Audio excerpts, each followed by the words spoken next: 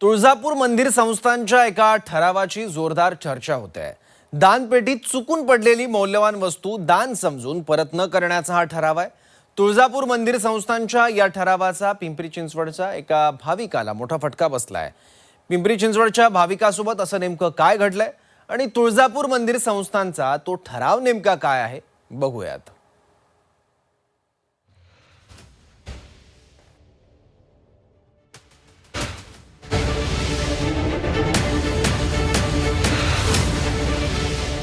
दानपेटीत चुकून पडलेली वस्तू विसरा। दानपेटीत चुकून पडलेली वस्तू ही दानच समजली जाईल। तुळजापूर मंदिर संस्थानचा अजब ठराव, भाविकांमध्ये प्रचंड संताप।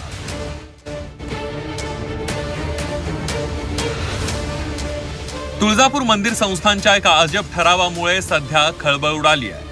तुळजाभवानीच्या चरणी राज्यासह देशभरातील लाखो भाविक लीन होत असतात। असंख्य भाविक मोठ्या प्रमाणावर दानही करतात। मात्र दान करतेवेळी दानपेटीत चुकून पडलेली वस्तू परत न देण्याचा ठराव तुळजापूर मंदिर संस्थानने केलाय आणि या ठरावाचा थेट फटका पिंपरी चिंचवडच्या एका भाविकाला बसलाय।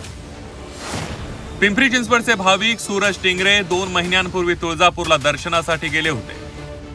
दर्शन घेतल्यानंतर त्यांनी दानपेटीत दान केलं।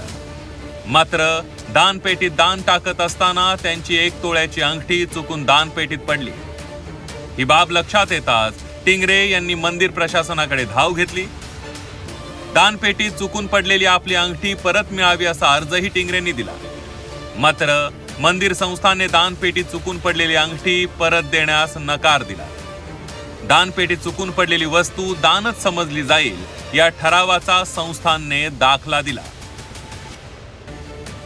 अशी घटना आतापर्यंत कधी झाली नव्हती। या ठरावाचं नाव पुढे करून मंदिर संस्थानकडून भक्तांची लूट सुरू असल्याचा आरोप मंदिरातील पुजारी अविनाश गंगणे यांनी केला। असं बोलतंय की 2017ला ट्रस्टीनं ठराव केलेला आहे, त्या ठरावानुसार ती वस्तू देता येत नाही। पण मला चांगलं माहिती आहे की मी लहानपणापासून पाहतो, माझा जन्म इथला, मी पुजारी आहे, लहानाचा मोठा इथं झालो आहे। ह्याच्या अगोदर कुठल्या वस्तू जर लेडीजच्या माणसांच्या हात मध्ये घातल्यानंतर वस्तू जर पडली तर ती वापस देण्यात येत होती।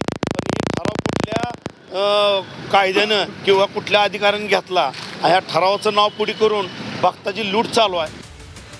दानपेटीत चुकून पडलेली वस्तू दानच समजली जाईल या ठरावाचा दाखला देत मंदिर संस्थानने सूरज टिंगरे यांची अंगठी परत देण्यास नकार दिला। तो ठराव नेमका काय आहे त्यावर एक नजर टाकूया। 3 ऑगस्ट 2017 रोजी दानपेटीबाबत तुळजापूर मंदिर संस्थानने एक ठराव केला। भक्तांच्या नजरचुकीने दानपेटीत पडलेल्या मौल्यवान वस्तू परत देण्यास मज्जाव करण्यात आला। भक्तांकडून चुकून पडलेल्या वस्तूंनाही दान समजलं जाणार असा ठरावात उल्लेख करण्यात आला।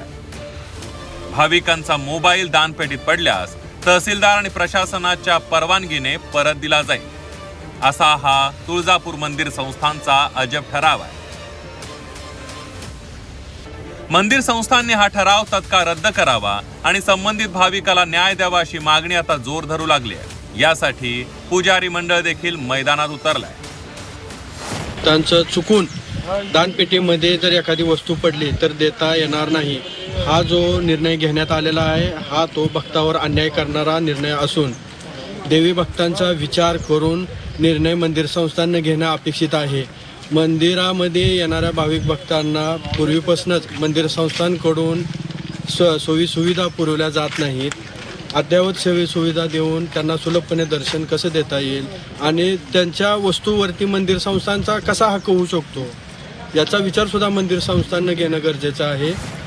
तुळजापूर मंदिर संस्थानने केलेला हा ठराव भाविकांसाठी अन्यायकारक ठरताना पाहायला मिळतोय। त्यामुळे हा ठराव रद्द करून भाविकांना न्याय देण्याची मागणी जोर धरू लागली आहे।